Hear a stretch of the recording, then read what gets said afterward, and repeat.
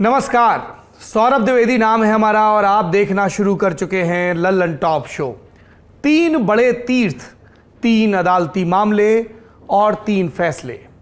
आज के Lallan top show में हम बात करेंगे काशी, मथुरा और आगरा में चल रहे मंदिर मस्जिद विवाद और उन्हें लेकर आए अदालती फैसलों की। ये भी बताएंगे कि प्रधानमंत्री आज भावुक क्यों हुए और महंगाई लोगों को क्यों रुलाने लगी। और पी चिदम्बरम, किरण रिजिजू के बीच ट्विटर वॉर में क्या हुआ, उस पर भी विस्तार करेंगे। पर सबसे पहले दिन का वीडियो। ये बड़ी लड़की का अभी रिजल्ट आया है, अभी 10 बजे। वो 80% आया है और डॉक्टर बनना चाहती है। डॉक्टर बनना चाहती है? हाँ जी। है क्या वहाँ आपके साथ बैठी है क्या? साथ में, आप हमारे साथ में बैठी है। कौन है बताओ बेटा, क्या नाम है? आप उनको आशीर्वाद दीजिए सर जी। अरे मेरे आशीर्वाद है। क्या नाम बेटा? आलिया। अच्छा बेटा बताइए, डॉक्टर बनने का मन विचार आया? पापा की प्रॉब्लम को देखकर। उससे नहीं बोला जाएगा, वो थोड़ा भावुक हो गई है। भेज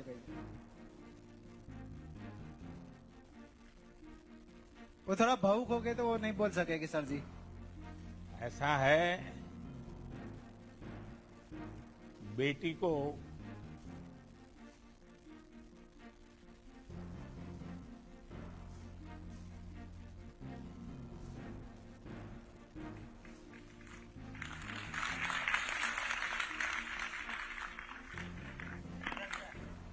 बिठाने।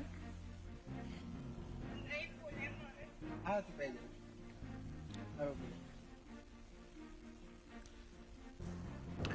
ये वीडियो गुजरात के भरूच में हुए उत्कर्ष समारोह का है। प्रधानमंत्री नरेंद्र मोदी इस कार्यक्रम में वीडियो कॉन्फ्रेंसिंग के जरिए जुड़े थे।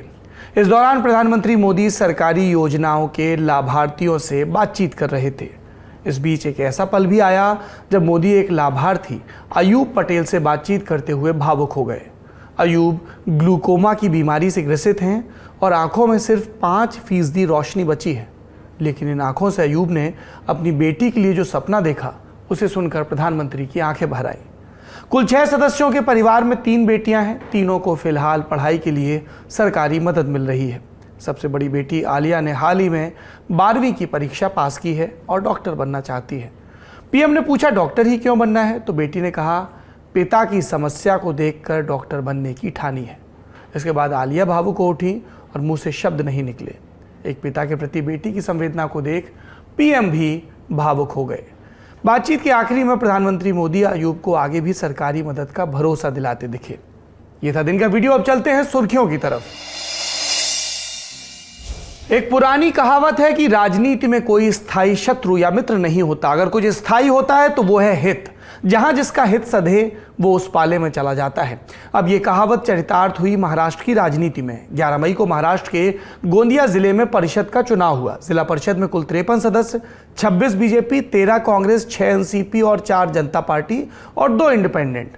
जब अध्यक्ष पद के लिए चुनाव हुआ तो शरद पवार की पार्टी एनसीपी ने बीजेपी के साथ हाथ मिलाकर कांग्रेस का साथ छोड़ा। अध्यक्ष पद चला गया बीजेपी को, उपाध्यक्ष पद मिल गया एनसीपी को। राज्य में भले ही एनसीपी, कांग्रेस और शिवसेना महागठबंधन की महाविकास अघाड़ी सरकार चल रही हो, लेकिन परिषद चुनाव में जीत के बाद एनसीपी और कांग्रेस के आपसी मतभेद खुलकर सामने आ गए। कांग्रेस की महाराष्ट्र राज्य इकाई के अध्यक्ष नाना पटोले ने इस घटना को पीठ में छुरा घोंपने जैसा बताया। महानगर पालिका के मेंबर हो, जो सिटिंग मेंबर राष्ट्रवादी अपने साथ लेके गई। आपने कल ही भंडारा गोंदिया में देखा कि जिला परिषद पंचायत समिति में बीजेपी से अलायंस राष्ट्रवादी कर उनसे सत्ता में शामिल होते हैं। तो ऐसी जो मानसिकता रखने वाली राष्ट्रवादी पीठ पर अगर खंजीर खुपसने का काम, हमें दुश्मन भी चाहिए तो सामने का चाहिए। अगर साथ में रहकर अगर पीठ पे खंजीर खुपसने का काम किया जाता है तो इसका जवाब पूछा जाएगा। हमारे हाईकमान से इस विषय पे पूरी चर्चा हम करेंगे। अजित पवार ने कहा नाना पटोले का ये बयान हास्यास्पद है। हम कभी भी पीठ में खंजर या तलवार घोंपने वाली भाषा का इस्तेमाल नहीं करते। तो एक तरफ गठबंधन के साथियों में बयानबाजी चल रही है, दूसरी तरफ भाजपा के नेता मंद मंद मुस्कुरा रहे हैं। दूसरी सुर्खी, 11 मई के लल्लन टॉप शो में हमने बात की थी भारतीय दंड संहिता यानी आईपीसी की धारा 124A पर आए सुप्रीम कोर्ट के फैसले की। हमने इस धारा के इतिहास और वर्तमान को समझाते हुए बताया था कि सुप्रीम कोर्ट ने अब इस धारा को तब तक के लिए निलंबित कर दिया जब तक कि केंद्र इस पर पुनर्विचार नहीं कर लेता।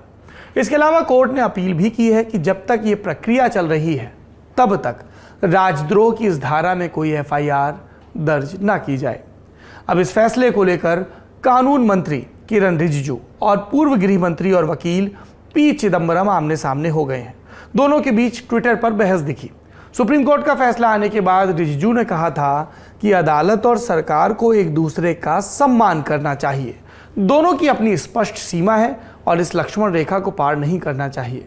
रिजिजू के इस बयान पर चिदम्बरम ने आज सुबह ट्वीट कर लिखा कि भारत के कानून मंत्री को कोई भी लक्ष्मण रेखा खींचने का अधिकार नहीं है। उन्हें संविधान का आर्टिकल 13 पढ़ना चाहिए। ऐसे कानून को कानून की किताब में रहने नहीं दिया जा सकता जो मौलिक अधिकारों का उल्लंघन करता हो। किरण रिजिजू ने चिदम्बरम के ट्वीट को रिट्वीट करते हुए तंज में अपनी टिप्पणी लिखी कि इसीलिए नेहरू जी पहला संशोधन लाए और श्रीमती इंदिरा गांधी ने भारत के इतिहास में पहली बार धारा 124A को संज्ञेय अपराध बनाया। आगे रिजिजू ने अपने ट्वीट में कांग्रेस की सरकार के दौरान कोर्ट के फैसलों को पलटने का आरोप लगाया। इसके अलावा रिजिजू का दावा है कि राजद्रोह के मामले लगाने पर यूपीए सरकार का ट्रैक रिकॉर्ड सबसे ज़्यादा खराब है। वैसे एक सच ये भी है कि सरकार चाहे जिसकी भी रहे, हर सरकार ने अपने विरोध की आवाज़ों को दबाने के लिए इस कानून का जमकर दुरुपयोग किया है। अगली सुर्खी, साल 2021 के आखिरी महीने दिसंबर में उत्तराखंड के हरिद्वार में कथित धर्म संसद का आयोजन हुआ था। बताने की जरूरत नहीं कि कैसे धर्म संसद के नाम पर मुसलमानों के खिलाफ घटिया बयानबाजी हुई थी। अब इस कथित धर्म संसद पर सुप्रीम कोर्ट की टिप्पणी आई है। सुप्रीम कोर्ट में जस्टिस अजय रस्तोगी ने कहा कि धर्म संसद में मौजूद लोग माहौल खराब कर रहे थे, शांति से मिलजुल कर रह रहे और जीवन का आनंद लें, ये उनके लिए सबक है। कोर्ट ने ये टिप्पणी जितेंद्र त्यागी और वसीम रिजवी द्वारा दायर याचिका पर सुनवाई के दौरान की। ये याचिका उत्तराखंड हाईकोर्ट के 8 मार्च के उस आदेश को चुनौती देते हुए दायर की गई थी जिसमें हाईकोर्ट ने जितेंद्र त्यागी को जमानत देने से इनकार कर दिया था। जितेंद्र त्यागी की तरफ से सीनियर एडवोकेट सिद्धार्थ लूथरा पेश हुए थे। एडवोकेट लूथरा ने जस्टिस रस्तोगी की माहौल खराब करने वाली टिप्पणी पर सहमति जताते हुए संवेदनशील रहने की बात कही। इसके बाद सुप्रीम कोर्ट की बेंच ने कोर्ट में मौजूद उत्तराखंड के डेप्यूटी एडवोकेट जनरल को नोटिस देकर राज्य की तरफ से जवाब दाखिल करने को कहा है। इस मामले में अगली सुनवाई 17 मई को होगी। अगली सुर्खी आपकी और हमारी जेब से जुड़ी है। अप्रैल महीने की महंगाई दर ने आग में घी डाल दिया है। आज सरकार द्वारा जारी आंकड़ों के मुताबिक कंज्यूमर प्राइस इंडेक्स पर आधारित खुदरा महंगाई दर अप्रैल में 7.79% हुई। ये दर बीते 8 साल में सबसे ज़्यादा है। मार्च महीने में खुदरा महंगाई दर 6.9% दर्ज की गई थी। खाने पीने की चीज़ों की महंगाई सबसे ज़्यादा बढ़ी, जिसकी CPI में 50% हिस्सेदारी होती है। अप्रैल में सब्जियां और खाद्य तेल के दाम भी सबसे ज़्यादा बढ़े हैं। ये आंकड़े महंगाई को लेकर सरकार और RBI के अनुमानों से कहीं ज़्यादा हैं। इससे RBI पर ब्याज दरें बढ़ाने का दबाव और भी बढ़ गया है।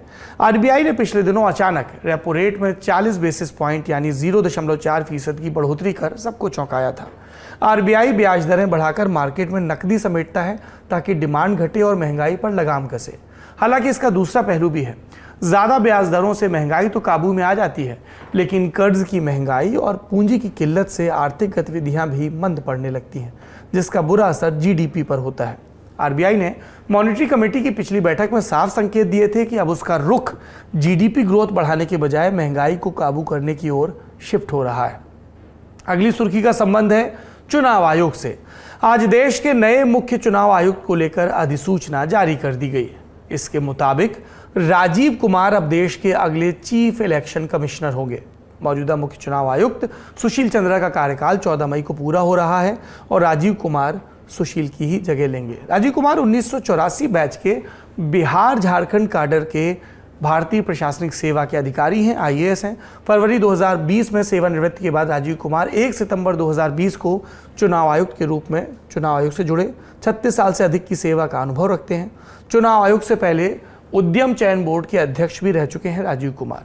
ये थी आज की सुर्खियां। अब चलते हैं दिन की बड़ी खबर की तरफ। 1964 में एक फिल्म आई थी लीडर। इसमें शकील बदायूनी की एक नज्म है, गौर फरमाइएगा। ये ताजमहल के बारे में लिखी गई है। एक शहंशाह ने बनवा के हंसी ताजमहल सारी दुनिया को मोहब्बत की निशानी दी है। इसके साये में सदा प्यार के चर्चे होंगे, खत्म जो हो ना सकेगी वो कहानी दी है। लीडर दिलीप कुमार का लिखा एक पॉलिटिकल ड्रामा। आज इसकी नज्म की याद हमें इसलिए आई क्योंकि ताजमहल को लेकर न पॉलिटिक्स खत्म होने का नाम ले रही है और न ड्रामा। पूरी दुनिया इस अजूबे को देखने भारत आती है। संयुक्त राष्ट्र शैक्षिक, वैज्ञानिक तथा सांस्कृतिक संगठन यानी यूनेस्को ने दुनिया भर में 1154 जगहों को वर्ल्ड हेरिटेज माना है, यानी पूरी दुनिया के लिए एक धरोहर। इनमें सबसे ज़्यादा दिलचस्पी लोगों की ताजमहल में रहती है। बीते हफ्ते जिंटागो ट्रैवल ने बताया था कि ताजमहल को एक ही महीने में 14 लाख बार सर्च किया जा रहा है। बीते 3 साल में ताजमहल ने भारतीय पुरातत्व सर्वेक्षण यानी ASI को 200 करोड़ से ज़्यादा कमा कर दिए। इनमें से सिर्फ 13 करोड़ 37 लाख ताजमहल पर खर्च हुए। बाकी पैसा बाकी धरोहरों के संरक्षण के काम आया। इन सब के बावजूद हमारे यहाँ कुछ लोग असंतुष्ट हैं और ये ताजमहल को तेजो महालय बनाकर ही दम लेना चाहते हैं। इसलिए कभी ईद के दिन पूजा की जिद करते हैं, कभी चालीसा पाठ की धमकी देते हैं, तो कभी अदालत में से मुकदमे दर्ज करवा देते हैं जिनका कोई और छोर होता नहीं। एक वक्त था जब तेजो महालय वाली बात पर खुलकर हंसा जा सकता था। ऐसी बातें करने वालों को मुक्त कंठ से ये भी कहा जा सकता था कि वो अज्ञानी है, लेकिन अब वो दौर रहा नहीं। वैसे भी किसी को भी किसी भी दौर में किसी भी तर्क की शुरुआत का हक है, लेकिन तर्क ठोस तथ्यों पर आधारित होने चाहिए, उनकी कोई तुक होनी चाहिए। पर आजकल तुक कितनी होती है और जो अतार्किक या कुतर्क वाली बातें हैं वो कितनी होती हैं। आज इस पर नहीं जाएंगे। आज तो इस पर बात करेंगे कि भाजपा की अयोध्या इकाई के मीडिया प्रभारी डॉक्टर रजनीश सिंह तेजो महालय वाली जिद पकड़कर इलाहाबाद हाईकोर्ट तक पहुंचे। उनका दावा था कि यह मकबरा नहीं, शिव मंदिर है। डॉक्टर सिंह चाहते थे कि न्यायालय ASI को ताजमहल में स्थित 22 कमरों को खोलने का निर्देश दे जो कि सील बंद है। साथ ही ये भी कि सरकार एक फैक्ट फाइंडिंग कमेटी बनाकर ताजमहल के असली इतिहास को मालूम करे। रजनीश सिंह ने यह कदम उठाने से पहले कितना सोच विचार किया होगा, इसका अंदाज़ा आप अपने ढंग से लगा लें। उन्होंने PN ओक की किताब ताजमहल ट्रू हिस्ट्री का हवाला याचिका में दिया। साल 2000 में इन्हीं PN ओक की एक याचिका को सुप्रीम कोर्ट ने खारिज कर दिया था। इसमें ओक ने यह ऐलान करने की मांग की थी कि ताजमहल को एक हिंदू राजा ने बनवाया था। मतलब रजनीश थोड़े बहुत बदलाव के साथ वही मांग लेकर इलाहाबाद हाईकोर्ट गए थे जो सुप्रीम कोर्ट में 2 दशक पहले खारिज हो चुकी थी। हमने आपको याचिकाकर्ता और उसकी याचिका के बारे में बताया। अब सुनवाई के बारे में बताते हैं। आज की सुनवाई में उत्तर प्रदेश शासन की तरफ से भी वकील पेश हुए। यूपी सरकार ने दलील दी कि मामला याचिकाकर्ता के क्षेत्राधिकार में ही नहीं आता। फिर आगरा में पहले से ही एक मामला चल ही रहा है। इसके बाद आई जस्टिस DK उपाध्याय और जस्टिस सुभाष विद्यार्थी की तरफ से सवालों और टिप्पणियों की बारी। बेंच ने कहा कि याचिका में 2 प्रमुख मांगे हैं। पहली, फैक्ट फाइंडिंग कमेटी बनाने का आदेश दिया जाए और दूसरी, सील दरवाजे खोलने का आदेश दिया जाए। बेंच ने साफ किया कि मैंडमस या आदेश सिर्फ तब दिए जा सकते हैं जब अधिकारों का उल्लंघन होता नजर आए। कोर्ट ने याचिकाकर्ता के वकील से पूछा कि आप कौन से हक की बात कर रहे हैं। तब वकील ने कहा, यह सूचना के अधिकार की बात हो रही है। बेंच ने इसके जवाब में कहा, इस कानून के तहत जानकारी मांगी जा सकती है और ना मिले तो अपील का भी प्रावधान है, लेकिन ताजमहल के अंदर जांच करवाना कौन से हक के तहत आता है। इसके बाद और जिरह हुई जिसमें रजनीश सिंह के वकील ये साबित नहीं कर पाए कि वो जिस कथित रिसर्च की बात कर रहे हैं वो सूचना के अधिकार से कैसे जुड़ी है। अंततः कोर्ट ने एक मजेदार टिप्पणी की जिसे आप लताड़ भी मान सकते हैं। क्या कहा बेंच ने? जाइए और पढ़िए, पहले MA की पढ़ाई और फिर PhD। इसमें आप अपने विषय को चुनिए और अगर तब उस विषय पर शोध से आपको कोई विश्वविद्यालय रोके तो हमारे पास आइएगा। न्यायालय ने याचिकाकर्ता को नेट JRF भी क्लियर करने की सलाह दी। कुल मिलाकर न्यायालय कह रहा था थोड़ी बहुत पढ़ाई सेहत के लिए बुरी नहीं होती, कर लेनी चाहिए, लेकिन याचिकाकर्ता नहीं माने, अड़े रहे कि दरवाज़ा खुलवाने का आदेश दिया जाए। तब न्यायालय ने एक बार फिर लताड़ लगाई। कहा, कल आकर आप कहेंगे कि मुझे जजों के चैम्बर में जाना है, मेहरबानी करके जनहित याचिकाओं का मजाक ना बनाएं। लंच से पहले न्यायालय ने कहा कि इस तरह की बहसें ड्राइंग रूम में हो सकती हैं, न्यायालय में नहीं। लंच के बाद कुछ देर और जिरह हुई और न्यायालय ने अपना फैसला सुनाया। न्यायालय ने कहा कि याचिकाकर्ता ऐसे विषय पर आदेश चाहता है जिस पर न्यायालय विचार ही नहीं कर सकता, इसलिए फैक्ट फाइंडिंग कमेटी बनाने का आदेश नहीं दिया जा सकता। रही बात दरवाजे खोलने की, तो ऐतिहासिक शोध एक तय प्रक्रिया के तहत हो सकता है, अतः यह आदेश भी नहीं दिया जा सकता। इसी के साथ न्यायालय ने इस याचिका को खारिज कर दिया। ये प्रसंग सुनने में कुछ लोगों को मनोरंजक लग सकता है, लेकिन इस बात को नज़रअंदाज नहीं किया जा सकता कि ताजमहल को लेकर लगातार विवादों की राजनीति हो रही है। दावा असली इतिहास को स्वीकारता दिलाने का है, लेकिन आप ऊपर की 2-3 तहें खोल कर देखते हैं, उतने में ही मालूम चल जाता है कि बात दरअसल जा किधर रही है। 2 मिसालें देखिए। 11 मई को जयपुर में पत्रकारों से बात करते हुए पूर्ववर्ती जयपुर राजघराने की दिव्या कुमारी ने दावा कर दिया कि जहां ताजमहल बना है वो जयपुर राजघराने का एक महल था और ये ज़मीन ऐतिहासिक रूप से जयपुर राजघराने की थी, जिसे शाहजहां ने कब्जा लिया था। दिव्या ने यह भी कहा कि उनके परिवार के पास इससे जुड़े दस्तावेज भी हैं। अब यहाँ रुककर आपको दिव्या कुमारी का पूरा परिचय देते हैं। दिव्या राजस्थान की राजसमंद लोकसभा सीट से भाजपा की सांसद भी हैं। ईद के दिन यानी 3 मई को आगरा में परमहंस दास ने भी जिद पकड़ी कि वो अक्षय तृतीया के मौके पर ताजमहल में मंत्रोच्चार के साथ शुद्धिकरण करना चाहते हैं। पुलिस और प्रशासन के अधिकारी उन्हें समझाइश देते नजर आए। परमहंस दास का कहना भी यही था कि ये तेजो महालय है, उन्हें अंदर नहीं जाने दिया गया, तो उन्होंने दावा कर दिया कि वो भूख हड़ताल पर चले जाएंगे। इससे पहले 26 अप्रैल को भी परमहंस दास और उनके शिष्यों को ताजमहल के अंदर जाने से रोका गया था। अब परमहंस दास ने इलाहाबाद हाई कोर्ट में याचिका लगाकर मांग की है कि उन्हें गेरुआ पहनकर ताजमहल परिसर में जाने दिया जाए। आप और पीछे जाएंगे तो आपको ताजमहल में पूजा और पूजा की जिद की ऐसी ही ढेर सारी खबरें मिलेंगी। नवंबर 2018 में 3 महिलाओं ने अंतर्राष्ट्रीय हिंदू परिषद की 3 कार्यकर्ताओं ने ताजमहल परिसर स्थित मस्जिद के अंदर जाकर पूजा भी कर दी थी। तब एएसआई ने इन पर जुर्माना लगाया था। ऐसी घटनाओं का नतीजा क्या होता है, इसे समझने के लिए पीएचडी करने की ज़रूरत नहीं है। पर बात यहीं ख़त्म नहीं होती। अभी तो हमें आगरा से करीबवर्ती मथुरा भी जाना है। मथुरा भगवान श्री कृष्ण का शहर। श्री कृष्ण जो अपनी नटखट लीलाओं के लिए उतने ही पसंद किए जाते हैं जितना गीता के ज्ञान के लिए।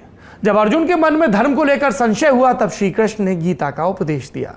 लेकिन आज उन्हीं श्री कृष्ण के शहर में धर्म को लेकर एक ऐसा विवाद खड़ा हो गया है जिसकी नज़र मथुरा की शांति को भी लग सकती है। यहाँ विवाद है श्री कृष्ण जन्मभूमि और शाही ईदगाह मस्जिद को लेकर। लखनऊ की रहने वाली रंजना अग्निहोत्री ने मथुरा के सेशंस कोर्ट में श्री कृष्ण जन्मभूमि के पास 13.37 एकड़ ज़मीन के मालिकाना हक को लेकर याचिका लगाई। साथ ही वो चाहती हैं कि शाही ईदगाह मस्जिद को हटाया जाए। इस मामले में 6 मई को सुनवाई पूरी हो चुकी है। 19 मई को फैसला भी आने वाला है। इसी मामले में कुछ और याचिकाएं भी लगी हैं। मस्जिद हटाने की मांग वाले याचिकाकर्ता इलाहाबाद हाईकोर्ट भी पहुंचे थे और उन्होंने मांग की थी कि इस मामले की सुनवाई रोज़ हो और जल्द फैसला दिया जाए। ये मांग भी की गई थी कि अगर दूसरा पक्ष न्यायालय में हाजिर न हो तो उस पर कार्रवाई हो और एक तरफा आदेश पारित किया जाए। इस याचिका पर फैसला सुनाते हुए आज इलाहाबाद हाई कोर्ट ने मथुरा सेशंस कोर्ट को आदेश दिया कि अधिकतम 4 महीनों में सभी याचिकाओं का निपटारा किया जाए और अगर दूसरा पक्ष सुनवाई में शामिल न हो तब भी आदेश पारित कर दिया जाए। आगरा की तरह ही मथुरा में भी अलग अलग तरीके अपनाए जा रहे हैं। कभी अदालत में केस पर केस दर्ज होते हैं तो कभी जलाभिषेक की धमकी दी जाती है। यहाँ पर भी 2 उदाहरण हैं, सुन लीजिए। 2021 में अखिल भारतीय हिंदू महासभा और कुछ दूसरे हिंदू संगठनों ने जिद पकड़ ली कि वो 6 दिसंबर के रोज शाही ईदगाह मस्जिद के अंदर जलाभिषेक करेंगे। प्रशासन ने तब पूरे मथुरा को किला बनाया और समझाइश के बाद जाकर जलाभिषेक का कार्यक्रम रद्द हुआ। लेकिन 6 दिसंबर के दिन किसी मस्जिद में जलाभिषेक का क्या मतलब होता है, ये हर कोई जानता है। दूसरी मिसाल, मथुरा में न्यायालय का फैसला आने ही वाला है। इससे पहले एक याचिकाकर्ता ने एक और आवेदन देकर मांग की कि एक एडवोकेट कमिश्नर की नियुक्ति हो जो शाही ईदगाह मस्जिद के अंदर जाकर देखे कि क्या अंदर हिंदू धर्म से संबंधित चिन्ह हैं। याचिकाकर्ता का कहना है कि मस्जिद की जगह केशव देव मंदिर था जिसे गिरा दिया गया, लेकिन उसके निशान बाकी हैं। ये समझना आसान है कि आसन्न फैसले से पहले याचक सर्वे की बात क्यों कर रहे हैं। ये बात आई थी कि मथुरा से 700 किलोमीटर दूर काशी से कि सर्वे हो, तो अब चलिए वहाँ का भी दौरा कर लेते हैं। काशी में ज्ञानवापी मस्जिद को लेकर विवाद चल रहा है, जिसके बारे में हमने समय समय पर आपको बताया है। वाराणसी की एक अदालत में याचिका लगाकर मांग की गई है कि मस्जिद परिसर में स्थित श्रृंगार गौरी मंदिर में साल भर पूजा की अनुमति मिले। फिलहाल साल में एक बार की अनुमति मिलती है। इसके बाद न्यायालय ने अजय कुमार मिश्र को एडवोकेट कमिश्नर नियुक्त किया था और मस्जिद में सर्वे का आदेश दिया था। इस आदेश को इलाहाबाद हाईकोर्ट में चुनौती दी गई, लेकिन 21 अप्रैल को न्यायालय ने मामले में दखल से इनकार किया। इसके बाद 26 अप्रैल को वाराणसी की अदालत ने एक बार फिर सर्वे का आदेश दिया था। इस वीडियो सर्वे के वक्त बवाल भी हुआ था। मस्जिद का काम देखने वाली अंजुमन इंतजामिया कमेटी ने शिकायत की थी कि एडवोकेट कमिश्नर निष्पक्ष नहीं है। न्यायालय ने दोनों पक्षों को सुनने के बाद आज के लिए अपना फैसला सुरक्षित रखा था। आज आए फैसले में न्यायालय ने मिश्र को तो नहीं हटाया, लेकिन 2 और एडवोकेट कमिश्नर नियुक्त कर दिए, अजय सिंह और विशाल सिंह। इन सबको 17 मई को अपनी सर्वे रिपोर्ट देनी है। इसका मतलब सर्वे पूर्ववत चलेगा। हमने आपको अदालत में चल रहे प्रसंगों के बारे में बताया। इस तरह के प्रसंगों में सबसे ज्यादा जिक्र आता है एक शब्द का, जिसका नाम है इतिहास। इतिहास हमारी या आपकी कल्पनाओं के हिसाब से नहीं चलता। इतिहास को चाहिए होते हैं ठोस साक्ष्य। आपने राम मंदिर के फैसले में भी सुना होगा, अदालत ने बार बार कभी किसी यात्री, कभी किसी धर्म ग्रंथ, कभी किसी सर्वे, कभी किसी विवाद का जिक्र किया और उसकी बिना पर अपना फैसला सुनाया। फैसले से कुछ किसी की सहमति हो सकती, किसी की असहमति, लेकिन अदालत का फैसला आने के बाद, सुप्रीम कोर्ट का फैसला आने के बाद सबने उसे माना। अदालत ने तय किया विवादित स्थल पर अब विवाद नहीं रहेगा, भगवान राम का मंदिर बनेगा और वहां से कुछ दूर मस्जिद के लिए भी जमीन अलॉट की गई।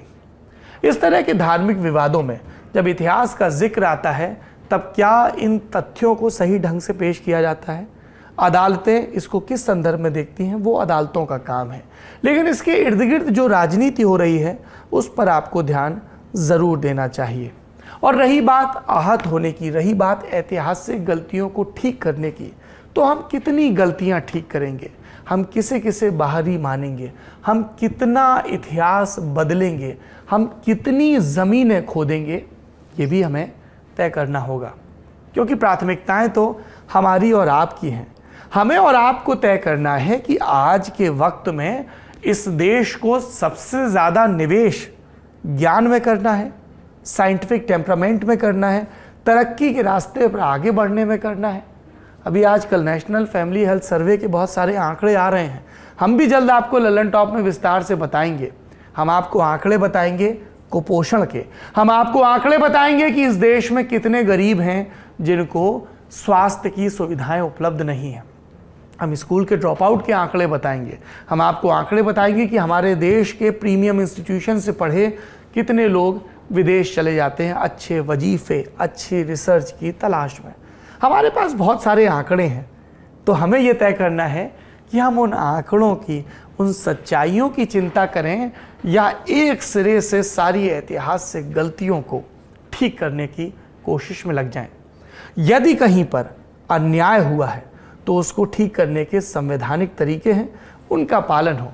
पर यह भी याद रहे कि हमारी और आपकी अदालतों में कितना बोझ है मुकदमों का। मैं सेशन कोर्ट के आंकड़ों की बात नहीं करूंगा, हाई कोर्ट के भी आंकड़ों की बात नहीं करूंगा, इनमें तो लाखों की संख्या में मुकदमे हैं। मैं आपको सुप्रीम कोर्ट का एक आंकड़ा देकर अपनी बात खत्म करता हूं। देश के सुप्रीम कोर्ट में 69,000 केस पेंडिंग हैं। 69,000 केसेस पेंडिंग हैं देश की सुप्रीम कोर्ट में। आप सोचिए कितने मुकदमे सुप्रीम कोर्ट की चौखट तक पहुंचते हैं। तो हमें यह भी चिंता करनी है कि इस तरह के मसलों से हम कहीं कोर्ट का समय तो बर्बाद नहीं कर रहे हैं। कई लोगों की भावनाएं आहत होंगी, आपकी भावनाएं हैं, आप उनको संभालिए। आपको अगर लगता है कि वो न्यायालय की वेदी पर सुरक्षित हैं या वहाँ से न्याय मिल सकता है, आप जाइए। हम और आप एक आज़ाद देश के नागरिक हैं, पर अपनी प्राथमिकताओं पर पुनर्विचार करिएगा और ये भी सोचिएगा कि कहाँ तक जाकर, कितने हजार वर्ष तक पीछे जाकर आप इतिहास की गलतियों को दुरुस्त करेंगे। तो क्या इसका मतलब ये है कि हम इतिहास के साथ संवाद ना करें? बिल्कुल करें, इतिहास के साथ निरंतर संवाद करें, अपनी संस्कृति पर गर्व करें, अपनी संस्कृति के समुच्चय पर, इसके बहुलतावाद पर गर्व करें, जानें, जानकर संवेदनशील हो और उस जानकारी से लैस होकर अपने वर्तमान और भविष्य को बेहतर बनाएं। आखिरी में इस विषय पर सोशल मीडिया ऐप कू पर लल्लन टॉप के दर्शकों की राय। कू पर हमारा सवाल था कि क्या गैर जरूरी याचिकाएं जरूरी अदालती मसलों से ध्यान भटकाती हैं? हाँ कहने वाले लोगों की संख्या है 100% और नहीं कहने वाले 0। अगर आप भी कू पर हमारे पोल का हिस्सा बनना चाहते हैं तो लल्लन टॉप को ज़रूर फॉलो करें। अपनी राय भी आप हमें इस सोशल मीडिया ऐप पर दे सकते हैं। आज देश में इतिहास और धर्म को लेकर संशय की स्थिति है और संशय की स्थिति में पुरखों की सीख याद करनी चाहिए। ऐसे ही एक पुरखे हैं हमारे और आपके, नाम कबीर। क्या कह गए हैं हमारे और आपके पुरखे? मोको कहाँ ढूंढे रे बंदे, मैं तो तेरे पास में, ना तीरथ में ना मूरत में ना एकांत निवास में, ना मंदिर में ना मस्जिद में ना काबे कैलाश में, मैं तो तेरे पास में बंदे, मैं तो तेरे पास में। ना मैं जप में ना मैं तप में ना मैं भरत उपास में, ना मैं क्रिया कर्म में रहता, नहीं जोग संन्यास में, नहीं प्राण में नहीं पिंड में ना ब्रह्मांड आकाश में, ना मैं प्रकृति प्रवार गुफा में नहीं श्वासी की श्वास में, खोजी होए तुरंत मिल जाऊं एक पल की तलाश में, कहत कबीर सुनो भाई साधु, मैं तो हूँ विश्वास में। यहाँ ईश्वर कबीर के माध्यम से हमसे बात कर रहे हैं। कह रहे हैं कि उनका वास किसी जगह या इमारत में नहीं है, ना ही किसी धार्मिक क्रियाकलाप में है। वो हमारे यकीन में बसते हैं। हम मानते हैं कि ईश्वर है तो है। काशी के रहने वाले कबीर ने आज से 550 साल पहले ईश्वर तक जाने का रास्ता हमें बताया था, लेकिन आज उनके ही शहर में धर्म के नाम पर कोलाहल है। आप सोचिएगा कि क्या मंदिर मस्जिद के फेर में पढ़कर हम अपने पुरखों ने हमें जो ज्ञान दिया था उसका सही इस्तेमाल कर रहे हैं? अपना और अपनों का ख्याल रखिए। संवाद चलता रहे, सहमति असहमति चलती रहे शिष्टता के साथ। शुभ रात्रि।